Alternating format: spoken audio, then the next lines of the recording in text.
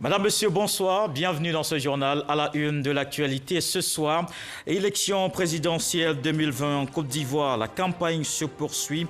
Toutes les localités aux couleurs des différents candidats en lice pour le 31 octobre. Les candidats Alassane Ouattara du RHDP et Kouadio Konan Bertin indépendants sur le terrain pour vendre leurs projets aux électeurs ont fait le point de ce 5e jour de campagne électorale dans ce journal. Un processus électoral en Côte d'Ivoire qui suit la CEDEAO, une mission de la communauté des États de l'Afrique de l'Ouest. Échange avec le président de la République Alassane Ouattara, conduite par la ministre des Affaires étrangères du Ghana. La délégation appelle les acteurs politiques et les populations au calme. Elle exhorte à participer au scrutin dans la non-violence. La Côte d'Ivoire doit rester une et indivisible après les élections. Voilà le message de paix que lance la chef de la délégation de la CEDEAO après un échange avec le Premier ministre Ahmed Bakayoko ce lundi à la primature. Les émissaires de l'organisation sous-régionale appellent la jeunesse et les militants des partis politiques à s'inscrire dans le processus démocratique en cours. Et puis présidentiel en Guinée, le gouvernement met en garde les partis politiques qui souhaiteraient publier eux-mêmes les résultats qui leur remontent des bureaux de vote, ce que n'entend pas l'opposition. D'ailleurs, Cellou Dalein Diallo se dit vainqueur. C'est nul et de nul effet, a dit la CENI. Le processus électoral en Côte d'Ivoire est en cours, 5e jour de campagne, présentation de projets, meetings, échanges avec la population. Les candidats continuent la course aux voix des électeurs pour le 31 octobre.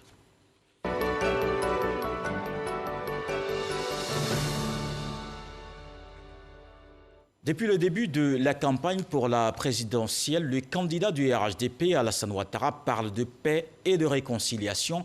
Il exhorte les populations à aller à une élection apaisée le 31 octobre, la seule voie pour renforcer la démocratie. Ricardo Zama. La campagne pour l'élection présidentielle ivoirienne du 31 octobre prochain poursuit son cours dans une atmosphère salée-sucrée au regard du mot d'ordre de désobéissance civile lancé par l'opposition. Tenant compte de ce paramètre, Alassane Ouattara n'a pas cessé d'emboucher la trompette de l'apaisement, poussé par le souci de ne plus revoir la Côte d'Ivoire se déchirer et s'embraser au soir d'une élection présidentielle.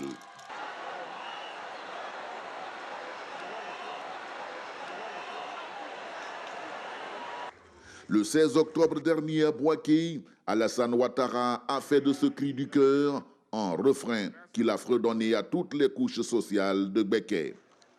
Hier encore, face aux chefs traditionnels et guides religieux du Tonkpi, du Kavali et du Guémon, le candidat du RHDP est resté constant dans ses propos conjuratoires. Je vous demande vraiment d'aller partout dans les villages, les hameaux, les sous-préfectures pour parler à nos concitoyens et leur dire que la paix est essentielle pour notre pays.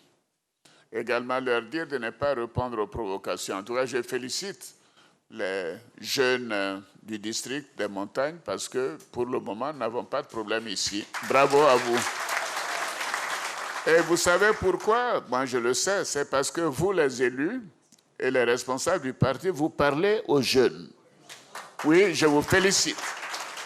Vous leur expliquez que leur avenir, c'est la formation, c'est l'éducation, c'est avoir un emploi, c'est pas d'aller couper des branches pour les mettre dans les rues ou sur l'autoroute.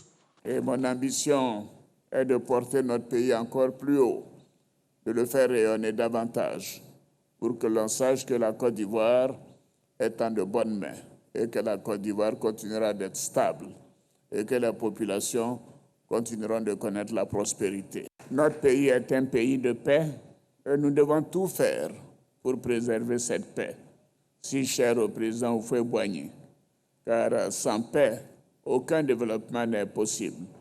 Je veux vous rassurer dans ce grand district que nous sommes des alliés et tout ce que je dis sera donc exécuté à la lettre. Scrutant l'horizon de cette élection présidentielle avec parcimonie et regardant jalousement les acquis de ces 9 dernières années, Alassane Ouattara continue de s'adosser aux gardiens des traditions de Côte d'Ivoire, dans l'espoir que leur sagesse habite et serve d'aiguillon à toutes les parties pour une élection présidentielle apaisée et donc sans récrimination ni autre fâcheux lendemain. Kouadio Konan Bertin, candidat indépendant à la présidentielle d'octobre, décline son projet Unité nationale, éducation, prospérité sont le fer de lance de son engagement à la présidentielle. Cette vision Kakabe l'a présentée aux populations de Mbonoa, à environ une dizaine de kilomètres de Atingué. Flora Balogueil. Placé sous le signe de la dignité, de la simplicité, de l'espérance et du respect des valeurs de la Côte d'Ivoire, l'engagement politique national du candidat indépendant Kouadio Konan Bertin attend d'être matérialisé par le vote massif des populations en sa faveur. Au soir du 31 octobre, le candidat Kakabe promet aux Ivoiriens et aux Ivoiriennes de sceller définitivement un pacte de confiance basé sur l'union, la paix, l'équité, la justice et la prospérité nationale. Kouadio Konan Bertin sillonne pour ce faire les villes et villages pour porter son projet de société aux populations et tenter de les convaincre afin qu'elles adhèrent pleinement à ses idées. Car le candidat indépendant Kakabe promet une Côte d'Ivoire nouvelle. Je serai donc le président de l'Union. Je serai ainsi le président qui constituera un gouvernement d'union nationale représentatif de la population ivoirienne. Mon projet est d'initier, sitôt élu, un plan de soutien massif à nos petits commerçants, à nos petits artisans, industries et petits exploitants. L'heure est à la relance. Oui, je serai ainsi le président de la prospérité. Ensemble, nous allons tout changer. Pour mettre fin au pillage de nos ressources, je propose la création d'une contribution de solidarité sur les grands groupes étrangers détenteurs de contrats avec l'État. Je serai le président de la jeunesse. Pour l'accès au supérieur, je propose de créer un prêt sans intérêt.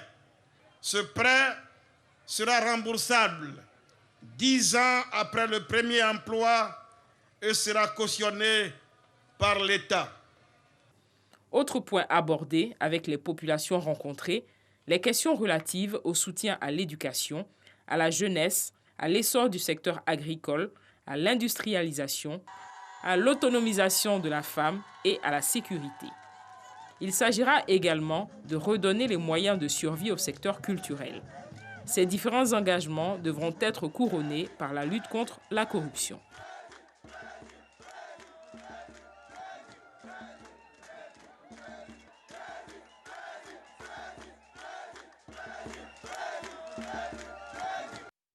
Une délégation internationale en Côte d'Ivoire dans le cadre justement du scrutin présidentiel du 31 octobre. Le président de la République, Alassane Ouattara, s'est entretenu ce lundi avec une mission de la CEDEAO conduite par la ministre ghanéenne des Affaires étrangères. Ces émissaires de l'organisation sous-régionale appellent à la tenue d'une élection dans un environnement apaisé. Jérôme Kofi Abolin. Palais présidentiel de la République de Côte d'Ivoire ce lundi, la rencontre entre le président de la République, Alassane Ouattara, et la ministre ghanéenne des Affaires étrangères s'y déroule entre 10h58 et 11h37, soit environ 40 minutes d'entretien entre les deux personnalités. À l'issue de cette entrevue, l'hôte du chef de l'État déclare avoir échangé avec lui dans le cadre d'une mission de la CEDEAO sur la présidentielle du 31 octobre prochain.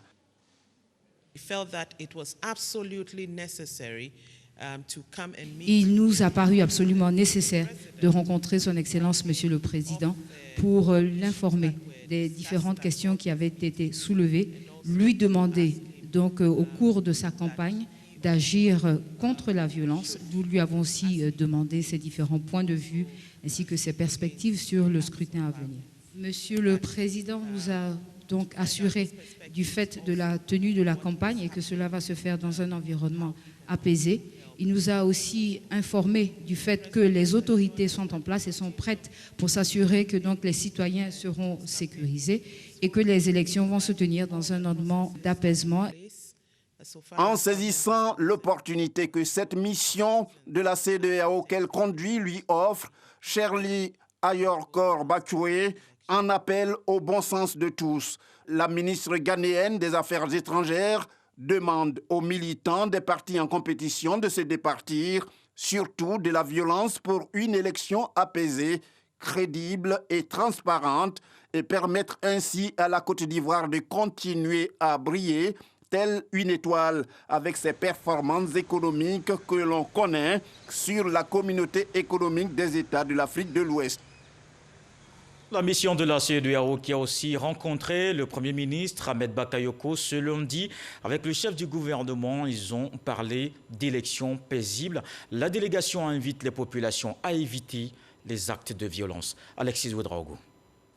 Ce lundi, à la primature, le chef du gouvernement Ahmed Bakayoko rencontre une délégation de la CEDEAO. Conduite par la ministre des Affaires étrangères et de l'intégration régionale du Ghana, la rencontre se penche sur l'actualité de la présidentielle dans le pays. Une mission de suivi à la précédente mission conjointe des Nations Unies, de l'Union africaine et de la CEDEAO.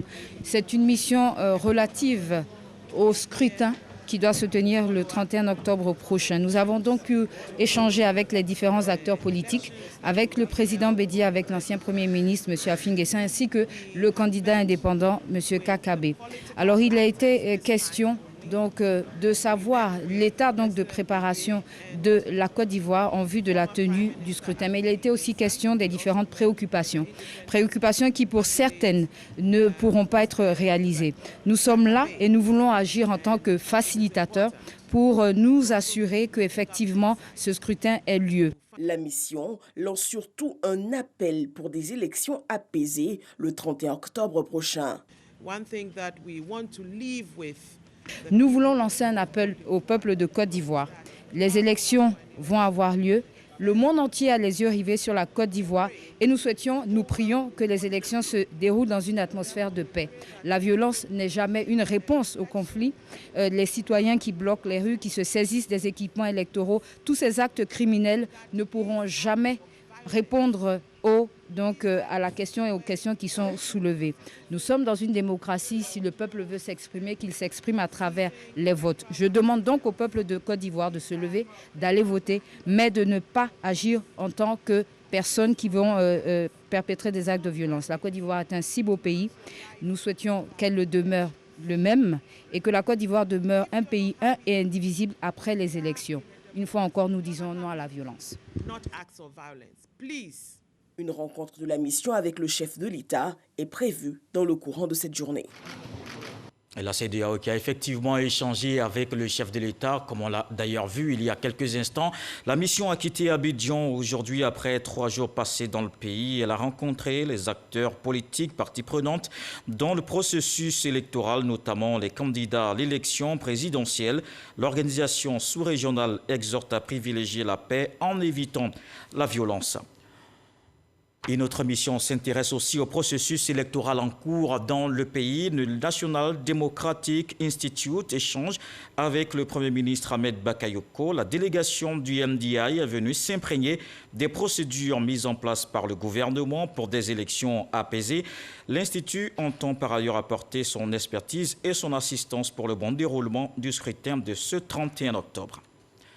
La présidentielle au cœur de cette autre rencontre, le président du Front populaire ivoirien, Pascal Afin Guessan, échange avec le coordonnateur national de la Convention de la société civile ivoirienne.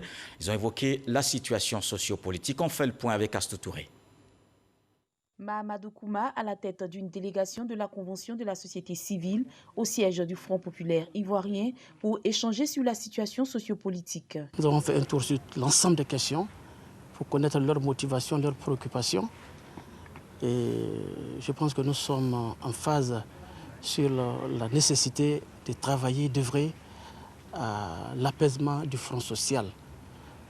Nous sommes en phase sur la nécessité d'instaurer le dialogue qui est une arme, qui est un moyen, n'est-ce pas, pour les Ivoiriens, pour œuvrer de sorte à arriver à une société harmonieuse. Pour un climat sociopolitique apaisé, Mahamadou Kouma a rappelé la nécessité d'un dialogue avec toutes les parties prenantes. C'est un problème de communication, un problème de dialogue entre les différents acteurs, les différents protagonistes. Tout est encore possible, tant qu'on accepte de se parler. Nous avons senti cette volonté de la part du président Afingessa et de tous ses collaborateurs. Ils sont prêts à aller au dialogue, ils sont prêts à échanger, mais on ne fait le dialogue qu'à deux. La délégation de la Convention de la société civile ivoirienne entend rencontrer le président de la République Alassane Ouattara les jours à venir. L'Organisation internationale de la francophonie veut aussi apporter son aide à la Côte d'Ivoire. L'OIF entend envoyer une mission d'observateurs. Pour la présidentielle, des représentants reçus par le président de la commission électorale indépendante. On va le voir avec Sidonie Davila. La CEI rassure qu'elle est fin prête pour des élections apaisées. L'Organisation internationale de la francophonie OIF est engagée pour des élections apaisées en Côte d'Ivoire. Mandaté par la secrétaire générale de l'OIF, son conseiller spécial a exprimé ce besoin au président de la CEI, Ibrahim Coulibaly Kubière. Avec lui, il a pendant plus de 30 minutes échangé sur l'organisation pratique de l'élection présidentielle qui va se tenir dans moins de 2 semaines. Nous avons reçu une invitation de la part des autorités ivoiriennes, du président de la commission, pour pouvoir accompagner la Côte d'Ivoire dans le processus électoral en cours. C'est une marque de confiance indéniable et nous sommes très heureux de mettre en contribution notre expertise. J'ai eu une oreille attentive de la part du président de la commission qui m'a expliqué en long et en large l'état des préparatifs et qui m'a assuré que il ne doit pas avoir d'inquiétude, qu'il y aura une élection libre, transparente et qu'il est fin prêt pour le scrutin national du 31 octobre. Pour cette présidentielle, l'OIF va déployer une dizaine d'observateurs sur le terrain. La secrétaire générale va déployer une mission d'information de contact ici pour accompagner le processus électoral en cours. Cette mission aura pour mission d'apprécier, d'évaluer avec toutes les parties prenantes, les sociétés civiles, les acteurs politiques, les médias, pour voir comment est-ce qu'on peut avoir une élection transparente, libre et démocratique. Le conseiller spécial de l'OIF était accompagné pour la circonstance de la secrétaire générale de la Commission nationale de la francophonie de Côte d'Ivoire.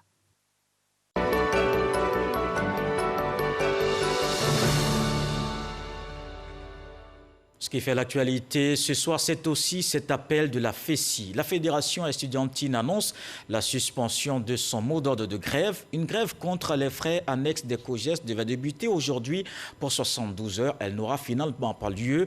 Dans le communiqué rendu public, la FESI veut faire place aux négociations pour un retour de la paix dans l'école ivoirienne. Des détails avec Franck Wadjo.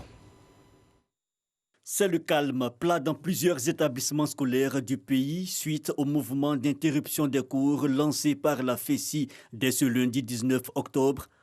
Mais au moment où plusieurs écoles libéraient les élèves, se perpétraient dans la ville plusieurs actions de destruction de biens publics, des bus de la Sotra, entre autres. Dans l'après-midi ce lundi, le syndicat a reçu notre équipe. La FESI annonce un communiqué officiel faisant état de la suspension du mot d'ordre de grève.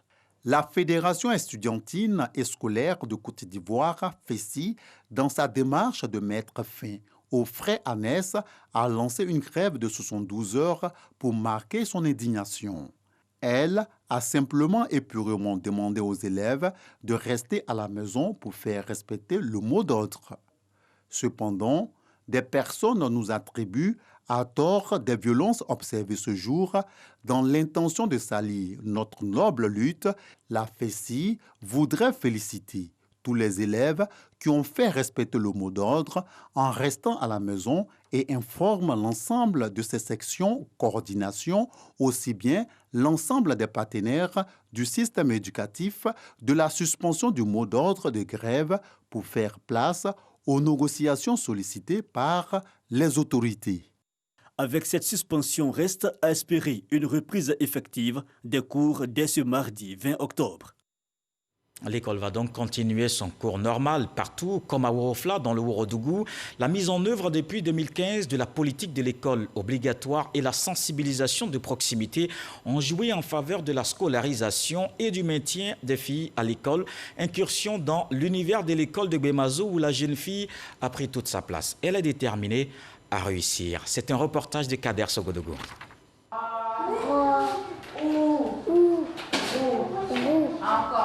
Dans la région du Worodougou, scolariser la petite fille n'a pas toujours été chose aisée.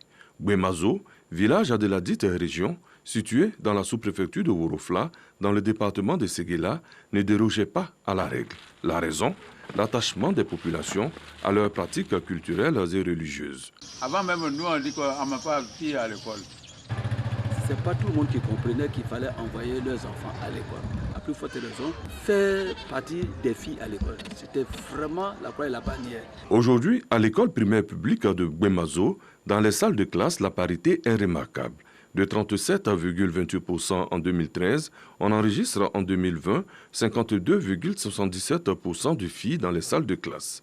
Les tables bancs sont occupées par autant de filles que de garçons. Grâce aux efforts du gouvernement ivoirien, le taux de scolarisation de la jeune fille est en nette progression dans la sous-préfecture de Worofla. Il est passé de 38,36% en 2010 à 46,43% en 2020. On pouvait compter du bout des doigts les jeunes filles qui venaient à l'école.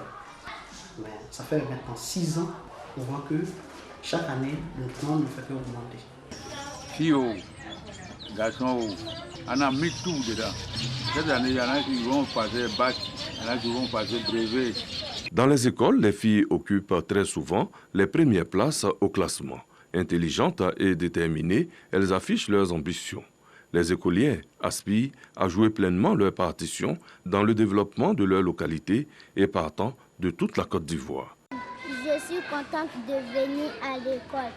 Je suis la première de ma classe. Je suis la deuxième de ma classe. Quand je serai grande, je veux devenir policier. Je choisirai le métier d'enseignante. La mise en œuvre depuis 2015 de la politique de l'école obligatoire et la sensibilisation de proximité sont les facteurs ayant grandement joué en faveur de la scolarisation et du maintien des filles à l'école. L'État de Côte d'Ivoire a mis à contribution tout le personnel enseignant pour la sensibilisation dans les villes et les hameaux les plus reculés. Nous avons initié des réunions avec les parents d'élèves dans les villages. Nous nous déplaçons, nous partons chez les parents au village, nous nous réunissons pour lancer le message. Également, nous appuyons sur les leaders communautaires pour véhiculer le message. Au niveau des leaders religieux, à la mosquée, effectivement, les messages sont lancés à ce niveau. À Gbemazo, les cadres n'ont pas été en reste. Depuis environ 2 décennies, ils sont en manœuvre pour une scolarisation toujours plus accrue de la jeune fille. Nous, en tant que cadres de village, donc par le fait que nous avons vu la ville, nous avons vu des jeunes réussir et qu'on a vu que des enseignants sont des femmes et surtout maintenant avec des sages-femmes, on leur a dit qu'aujourd'hui nos filles peuvent réussir comme ces filles-là.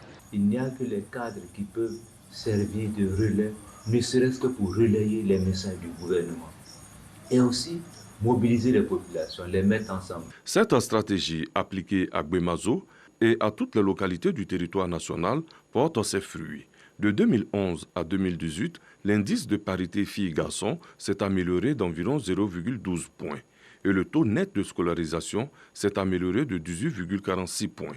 Les filles démontrent bien qu'elles valent les efforts consentis en leur faveur. En effet, le baccalauréat session 2020, elles ont réalisé un taux de réussite de 40,94% contre 39,39% pour les garçons. Je demande à tous les parents de mettre les enfants à l'école, surtout les filles. Une performance qui prouve qu'aucun enfant, qu'il soit de sexe masculin ou féminin, ne doit rester en reste. Le gouvernement ivoirien travaille sans relâche pour garantir une éducation de qualité à tous et surtout à combler tout gap en matière de scolarisation de la jeune fille. L'école porte aussi une politique gouvernementale, tout comme cette opération de promotion de compteurs de la SODECI. Elle est en cours dans les communes d'Abidjan, 155 quartiers précaires concernés où l'eau potable est encore un parcours du combattant. Les populations ne doivent payer, tenez-vous bien, que 10 000 francs CFA contre 167 500. Le ministre de l'Hydraulique, Laurent Tchagba, visite ces quartiers. Eugène Atoubé. Dans la commune de Port-Boué, à quelques encablures de l'aéroport, un village nommé Agaoui-Koubé.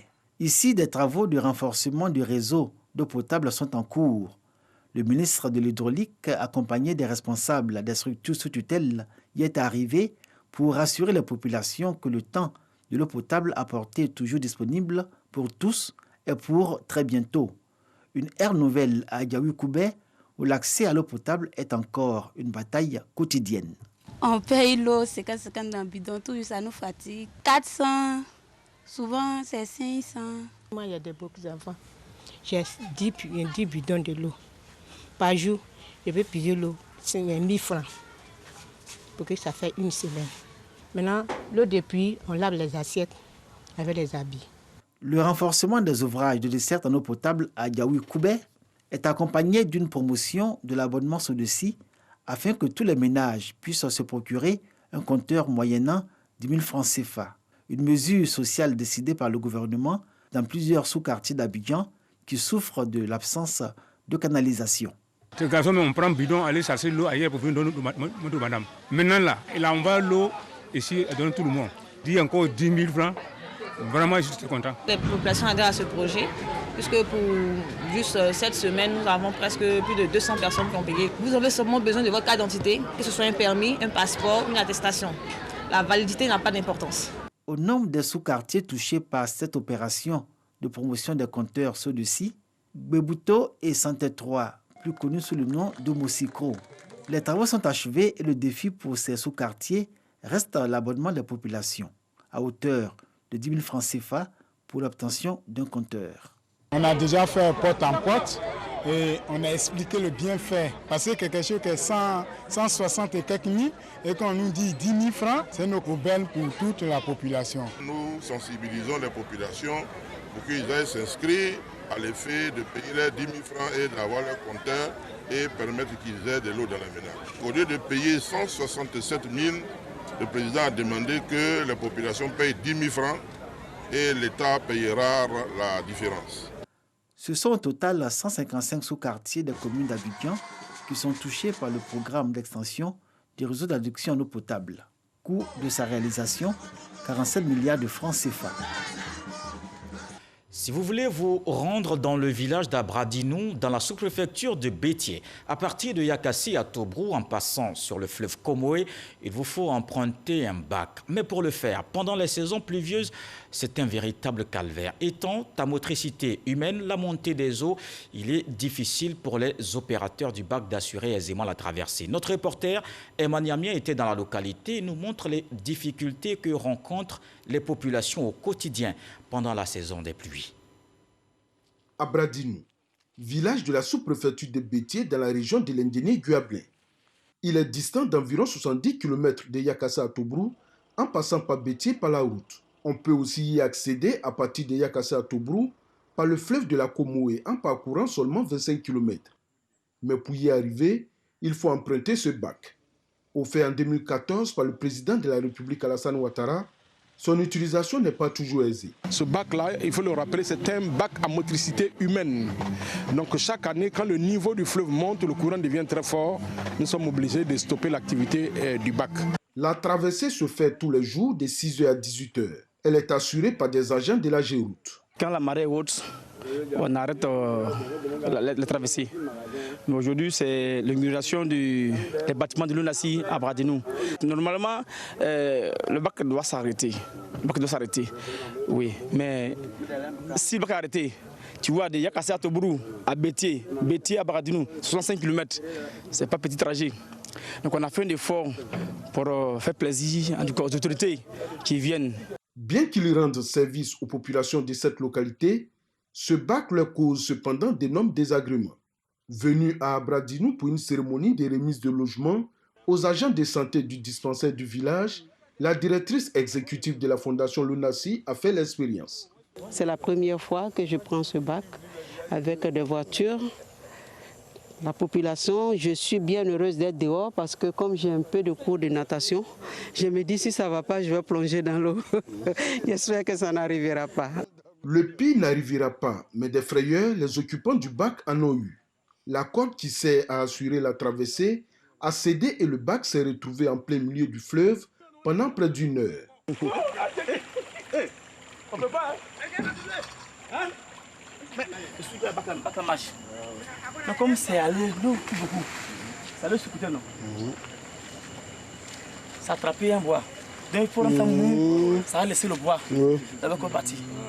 Finalement, c'est grâce à un piroguier que les personnes à bord ont pu être évacuées. Il a fallu aussi près de 2h30 pour faire accoster le bac pour que les véhicules puissent regagner la terre ferme. Notre souhait serait donc d'obtenir un pont métallique pour nous désenclaver totalement parce que chaque fois que nous venons, en cette période-là, c'est la peur au ventre. Est-ce que le bac est fonctionnel? Est-ce qu'il ne l'est pas? Et pour arriver hier, on a été constamment en contact avec l'exploitant du bac. C'était difficile. Il faut entre 5 à 7 minutes pour rallier les deux rives distantes d'environ 200 mètres. Depuis l'installation du bac en 2014, aucun accident n'a encore été enregistré selon les opérateurs. Mais des désagréments comme celui-ci, ils en ont l'habitude. C'est pourquoi tous souhaitent la construction d'un pont pour mettre définitivement un terme à toutes ces difficultés. On souhaite aussi tous la fin de la Covid-19 dans le pays. Respectons donc les mesures de lutte contre la pandémie.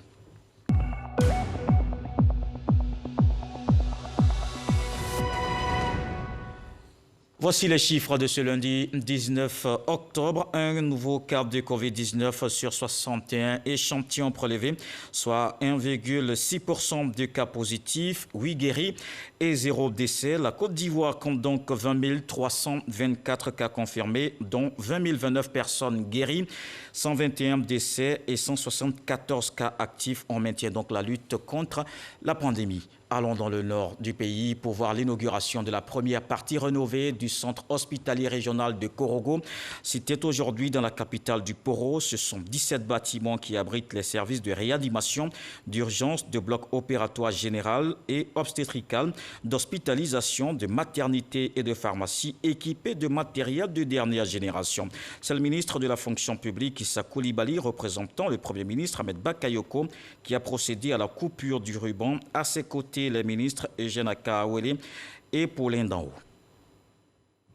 S'il était encore en vie, Félix Houphouët-Boigny aurait soufflé ses 115 bougies hier dimanche 18 octobre 2020.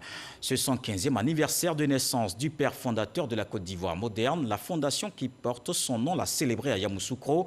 Messe d'action de grâce, dédicace des œuvres sur Félix Houphouët-Boigny. La fondation appelle à s'inspirer de la vie de l'apôtre de la paix pour renforcer la cohésion en Côte d'Ivoire. Léon Brou. 27 ans après sa mort, Félix Houphouët-Boigny, toujours apôtre de la paix. Cette dimension reconnue au père de la nation de son vivant, ressassée par le colloque international La Tenue du 18 au 20 octobre 2018 à Yamoussoukro, à travers l'œuvre de paix de Félix Houphouët-Boigny. Un condensé de discours et actes de paix qui ont marqué la vie de celui que la mémoire collective identifie aussi au bélier de Yamoussoukro. Colloque qui a rassemblé les intellectuels de toutes les universités de Côte d'Ivoire et de toute l'Afrique pratiquement. Et donc, c'est l'ensemble de tous ces intellectuels qui a produit le document. Je n'ai pas encore lu l'ouvrage, mais j'espère que ça va me permettre de connaître véritablement tout ce qu'il a fait pour maintenir la Côte d'Ivoire à ce niveau-là. Et qu'est-ce qu'on peut faire aujourd'hui à partir de ces actions passées pour que la Côte d'Ivoire puisse retrouver la paix. Houphouët-Boigny, c'est l'image de la Côte d'Ivoire et c'est un homme de paix. Ce que je retiens, c'est que nous avons forcément besoin de paix. L'œuvre de paix de Félix Houphouët-Boigny, un ouvrage en 2 tomes pour 1139 pages, sa dédicace marque le 115e anniversaire de naissance du fils de Ndoli Nyamien et de Kimundri, aussi célébré à la cathédrale Saint-Augustin de Yamoussoukro. Une messe d'action de grâce, surtout pour la paix en Côte d'Ivoire, ainsi qu'a œuvré Félix Houphouët-Boigny. Le président recevait ici à Yamoussoukro toutes les sommités du monde qui venaient chercher des solutions aux préoccupations Et les gens repartaient satisfaits. Il est juste bon de toujours prier pour le repos de l'âme du président Félix Houphouët-Boigny et de le rappeler à la mémoire collective des Ivoiriens. Les Ivoiriens doivent emprunter et suivre la voie de la paix que le président Houphouët-Boigny a tracée. Dans la dynamique de cette culture de la paix, pèlerinage sur la tombe de Félix Houphouët-Boigny, toujours à l'initiative de la fondation qui porte le nom de l'apôtre de la paix, la fondation Félix Houphouët-Boigny, cheville ouvrière de la célébration du 115e anniversaire de naissance du Père de la Nation. On parle justement de paix dans les départements de Béoumi et Sakasso. On le verra avec Soro Corona, le ministre de la Communication et des Médias, Sidi Touré, et les cadres ensemble pour la cohésion sociale en période électorale dans la région de Beker. Dans le Walebo, les chefs traditionnels, les leaders de jeunesse et de femmes appelés au vivre ensemble. Les chefs des villages et de communautés, les leaders de jeunesse et des femmes des 172 villages du département de Sakassou réunis à la place publique de la gare routière. En face d'eux, le ministre Sidi Touré et les cadres des départements de Sakassou et Béoumi. Un seul message au menu de cette rencontre: la promotion des valeurs de paix, de cohésion sociale et du vivre ensemble en cette période électorale. Pour préserver une atmosphère propice à la paix, la reine des Baoulés, Nana Akwaboni II, a mis en mission les cadres. Saluer comme il se doit notre reine, notre maman, que j'ai eu le privilège de rencontrer. Avant de venir, elle a parlé d'amour, elle a parlé de cohésion, elle a parlé de solidarité, elle a parlé de développement. Et c'est ça qui est l'âme de Sakassou. Les cadres ont également instruit les têtes couronnées à amplifier ce message dans les villages auprès des jeunes. Cette frange de la population utilisée pour mettre en péril la paix sociale. L'opération très assertive au message de paix, au message de cohésion sociale et au message effectivement de développement pour que nos potentialités de la région soient valorisées. Les rencontres d'échange avec les populations pour préserver un climat de paix en cette période électorale va s'étendre au département de Boutro et Bouaké. Le vivre ensemble également prôné à Grand Bassam. L'association Jeunesse Consciente et Active de Côte d'Ivoire s'implique dans la promotion de la paix. Une session de sensibilisation tenue dans la ville historique. La rencontre met l'accent sur le renforcement des liens entre les jeunes des différents partis politiques et les groupes sociaux. Walter Amadou Ouattara. Relativement au mouvement d'humeur enregistré dans la commune de Bonois, des jeunes de Grand Bassam affichent leur volonté de prévenir tout acte de trouble, surtout les agissements juvéniles dans la ville historique classée au patrimoine de l'UNESCO. Réunis au sein de l'association dénommée Jeunesse Consciente et Active de Côte d'Ivoire, JCACI, ces jeunes s'inscrivent également dans la promotion des valeurs du civisme. Notre objectif, c'est l'éveil de la conscience de la jeunesse ivoirienne. C'est juste amener la jeunesse à savoir que c'est ensemble dans la paix que nous pouvons avoir le boulot et c'est ensemble dans la paix que nous pouvons avoir le développement. Tenu au carrefour jeunesse de Grand Bassam, avec pour thème contribution de la jeunesse pour la consolidation de la paix et la cohésion sociale, cette conférence a pour objectif de renforcer les liens entre les jeunes de différents partis et branches ethniques afin d'éviter les troubles sociopolitiques en période électorale. J'aimerais dire aux jeunes de Grand Bassam et plus généralement aux jeunes de Côte d'Ivoire, qui sont la plus grande frange de la population, qui sont l'avenir de ce pays, que plus que jamais, eux, ils ont besoin de paix et de stabilité dans ce pays. La paix ne signifie pas la fin des opinions divergentes, bien au contraire, il faut leur expression dans le cadre démocratique, mais ils doivent être combattants pour la paix pour que tout ça se passe dans la stabilité, dans le cadre égal et dans le civisme. L'association Jeunesse Consciente et Active de Côte d'Ivoire, JCACI, compte sillonner les différents quartiers de Grand Bassam pour continuer à sensibiliser sur l'importance du maintien d'un climat apaisé. Les artistes ivoiriens apportent aussi leur contribution dans le renforcement de la cohésion sociale. Le Cercle des artistes pour la paix et l'émergence invite les Ivoiriens au vivre ensemble. Issa Tchonayo.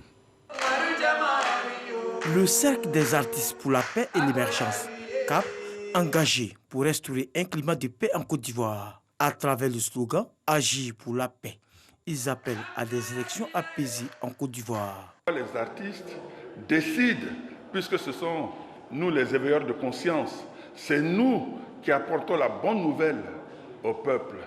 C'est nous qui par nos contributions diverses, que ce soit dans la musique, que ce soit dans les photographies, que ce soit dans les sketchs au théâtre, que ce soit dans le cinéma, c'est nous qui apportons la paix véritable.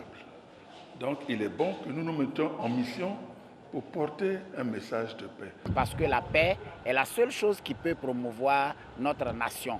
La Côte d'Ivoire est appelée le pays de paix, parce que c'est ce que le président Houphouët-Boigny nous a laissé comme héritage. Et c'est avec la paix que nous pouvons développer notre culture, notre art.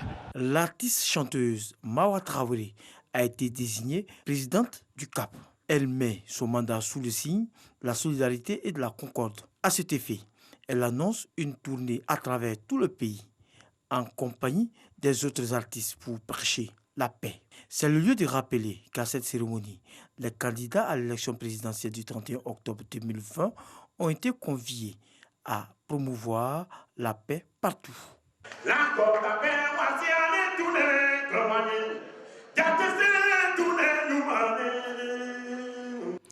Le cercle de réflexion pour l'apaisement des esprits était à Koumassi. De son côté, cette organisation de la société civile sensibilise la population. Elle appelle les jeunes à éviter la violence, un message de cohésion qu'on voit avec Mamadou Kwasi. Artistes, chanteurs, acteurs politiques et guides religieux, ensemble, main dans la main, prônent la paix et la cohésion sociale. Nous sommes dans la commune de Koumassi, dans le sud d'Abidjan, où la population bénéficie depuis quelques jours d'une campagne de proximité sur la culture de la non-violence. Une initiative du cercle de réflexion pour l'apaisement des esprits, CRAPES, une structure de la société civile. Dit que nous ne voulons plus qu'il y ait de victimes, qu'il y ait des blessés, qu'il y ait des morts. On aime les martyrs, on n'en veut plus. Nous, en tant que maman, on veut vraiment préserver ces vies humaines-là. Cible principale de cette campagne de sensibilisation, les jeunes ont indiqué leur détermination à bâtir une nation de paix. Une démarche saluée par Karamoko Yayoro, invité spécial de cette rencontre, et Aboubakar Ouattara, représentant le Premier ministre Ahmed Bakayoko, parrain de l'événement. Ils ont tous deux invité les guides religieux et les responsables communautaires à s'impliquer davantage dans cette démarche commune de lutte contre la violence. Nous demandons aux hommes de Dieu de prier pour la paix en Côte d'Ivoire, de prier pour l'entente entre les Ivoiriens et les Ivoiriens, de prier pour l'entente entre tous les peuples de ce pays et de croire à l'avenir de notre pays. Le Premier ministre de Côte d'Ivoire, son Excellence M. Ahmed Bakayoko me charge de vous dire qu'il vous confie la campagne de tous les candidats aux élections présidentielles. Priez dans les églises, priez dans les mosquées, priez pour la paix en Côte d'Ivoire. Oui, priez pour tous les candidats. Parce que quand ils vont gagner, c'est la même Côte d'Ivoire qu'ils vont gouverner, avec les mêmes Ivoiriens. Chacun des participants a été mis en mission à l'effet d'être l'ambassadeur de la paix et de la non-violence pour une période électorale apaisée. Dans le reste de l'actualité présidentielle en Guinée, au lendemain de l'élection, c'est désormais la compilation et la publication des résultats qui cristallisent les tensions. Le gouvernement met en garde les partis politiques contre la publication par eux-mêmes des résultats qui leur remontent des bureaux de vote. Il affirme que seule la CENI est habilitée à les proclamé, mais l'opposition répond que les résultats sont affichés publics et procède à sa propre centralisation. C'est dans cette atmosphère que l'opposant Cellou Dalein Diallo s'autoproclame vainqueur de la présidentielle. Il a fait l'annonce aujourd'hui. Cette proclamation est nulle et de nul effet, a dit Bakary Mansaré, vice-président de la commission électorale. Voilà qui met un terme à ce journal. Merci de l'avoir suivi. Retour de l'actualité 23h avec Marine Cognan pour ce début de semaine. Le sage nous motive. Le fardeau supporté en groupe est une plume. Je vous souhaite donc une fructueuse semaine. Dieu voulant, on se retrouve demain.